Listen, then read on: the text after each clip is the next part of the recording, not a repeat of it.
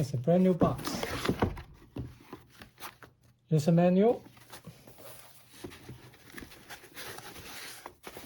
camera monitor,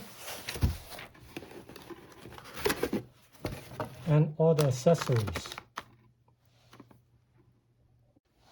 7-inch monitor, camera, power wire for the camera. That's the power adapter, cigarette lighter for the monitor. If you want to hotwire the monitor, antenna for camera and monitor. There's two options to mount the monitor. One is the dash mount, one is the windshield mount, and for the Furrion box and some accessories. Plug this in your power supply in the car. You see the LED turn on, and that will supply the power for the monitor in the front. Get the connections. And the monitor will turn on, and you plug the power supply for the camera for the purpose. It comes with the power cord for the camera for the back. You will see the image in the monitor. Push the mode button, so it will become one camera view. And you can switch from one view, camera view, to full camera view. Push this button to turn on and turn off the parking guideline. And this to change the brightness. And you can save it by select the button.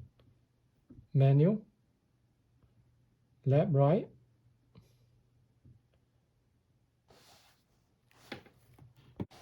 If you have a Furrion box pre-wired in your RV, the installation will be in minutes.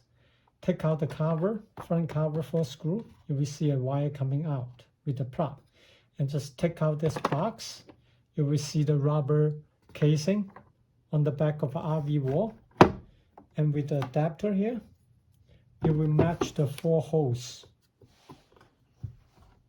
in this rubber plate and just plug the camera up there.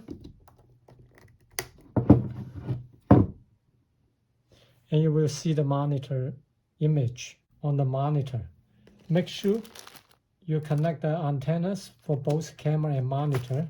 And for the RV, you probably need to connect to your truck and turn on the headlight to supply the power for the supply pre-wire system. On this demo, we're going to show you how to add additional camera to the monitor. It's a 2-camera view. You're going to select the camera 2 view. You see camera number 2, no signal, and you're going to push the menu button. There's a pairing. Select the left button for the pairing and do select. If we have a 20-second countdown, within that 20-second countdown, just power up the new camera.